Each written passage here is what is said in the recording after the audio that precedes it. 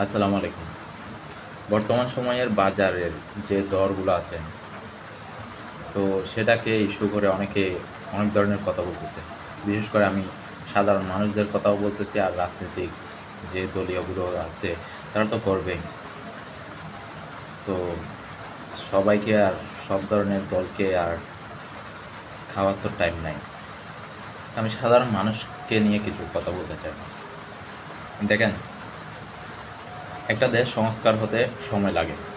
এমনটা নয় যে আজকে আসলো, কালকের মধ্যে সব কিছু ঠিক হয়ে যাবে। আপনারা ওই যে ফেসিবাদ সরকার 15-16 বছর খেয়ে গেছে, দাম তখন থেকে শুনে আসছে যে দাম কমবে কমবে, সব কিছুর দাম কমবে, আমাদের দেশ উন্নতি হবে, এ হবে সে হবে। হলোই না। ইভেন আমাদের যে মেডিকেলগুলো আছে, পাবলিক মেডিকেল, চট্টগ্রাম মেডিকেল বলেন, কিছুদিন আগে একটা ঢাকা মেডিকেলের শুনলাম। তো আমি আমার চট্টগ্রামের কথাই বলি। মেডিকেলগুলোর এমন অবস্থা যে কি বলবো, আপনারা গেলেই আপনারা সবাই জানেন মেডিকেলের কী অবস্থা।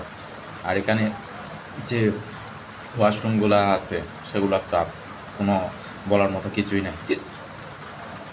প্রত্যেকটা সেক্টরে সেক্টরে কিন্তু ঘুষ দুর্নীতি সব কিছুই আছে।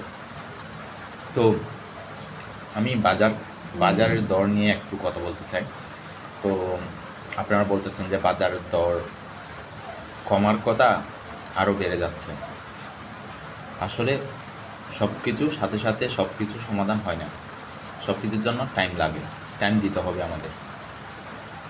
আপনি বলছেন কিংবা 10 জনে বলতেছে যে বাজারের দাম বেড়ে যাচ্ছে বেড়ে যাচ্ছে বেড়ে যাচ্ছে। অন্তত কিছু জিনিসের দাম তো কমছে, আর কমবে, ইনশাল্লাহ কমবে। এমনটা নয় যে একেবারে বাড়তেই থাকবে। তো একটু সময় দিতে হবে সব কিছু। এই যে বাজারের দাম বাড়বে না কেন, আমাদের দেশের সিন্ডিকেটগুলো কি আপনারা কি শনাক্ত করতে পারতেছেন? ধরাই দিতে পারতেছেন? পারতেছেন না। আর এগুলো কথাগুলো বলে কারা? বিশেষ করে সিন্ডিকেট ব্যবসায়ীরাই কিন্তু, যারা এই সব ব্যবসার সাথে জড়িত, তারা কিন্তু বেশি এগুলো নিয়ে মাথা ব্যথা করে। তো আমাদের দেশের এই ধরনের সিন্ডিকেটগুলো কিন্তু অনেক বড় পরিসরে কিন্তু ছড়িয়ে পড়েছে। এগুলা এত সহজে শেষ হবে না। তো আমরা আমাদেরকে বর্তমান সরকারকে কিন্তু আমাদেরকে সময় দিতে হবে এবং ওনাকে সাহায্য সহযোগিতা করতে হবে। ঠিক আছে? এখন আমরা বললাম যে আগে যে ছিল সে ভালো ছিল না, সে ভালো ছিল না, সে ভালো ভালো ভালো বলতে বলতে কত টাকা পাচার হয়েছে সব কিছু একটু ভালো করে ঘেঁটে দেখেন না, বুঝতে পারবেন আপনারা। এখন ওই যে আমরা কি করি, অনলাইনের মধ্যে 2-1 জনের ভিডিও দেখলাম, ভিডিও দেখে আমরা জাজ করে ফেলি।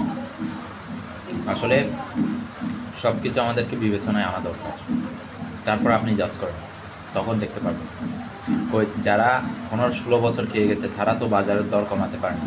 তারা তো আমাদের দেশের মধ্যে উন্নতির নাম করে গেছে, আর টাকা সব লুট করে নিয়ে গেছে। এই যে বঙ্গবন্ধু টানেল বানাইছে, টানেল এই দিন দেখলাম ভিডিওতে, টানেল ফেটে পানি পড়তেছে। তো কোথায় উন্নত? আমি আমার রাউজানের কথা বলি। আমাদের রাউজানের মধ্যে ইভেন আমাদের গ্রামের যে রুটটা, সেই রুটটা করার জন্য আমাদের যে বাংলাদেশ গভর্নরের যে অর্থ সচিব ছিল মুসলিম উদ্দিন, উনি নিজেই হেঁটে গিয়েছিল, কিন্তু সেটা আমাদের মেম্বার করতে দেয় না। কারণ কি? তাদের বালুর ব্যবসা বন্ধ হয়ে যাবে, সেটা এমপিকে দিয়ে বন্ধ করে দিচ্ছে।